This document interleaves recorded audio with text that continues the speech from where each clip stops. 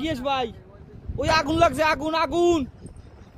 We we দেখেন, এই চট্টগ্রাম চরপাড়া ঘাট বরাবর দেখেন কিনারে কিন্তু আগুন লাগছে। আল্লাহ তুমি সবাইকে হেফাজত করো আল্লাহ। আমরা কিন্তু সাগরে আছি, আর এই যে আগুনের এই যে জিনিসটা বা আগুনের ফলকা দেখা যায়, এটা কিন্তু একবারে ওই যে কিনারে একবারে বড় ধরনের কিন্তু আগুন লাগছে,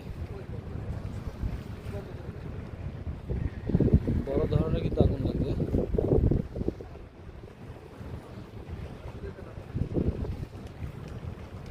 আসসালামু আলাইকুম।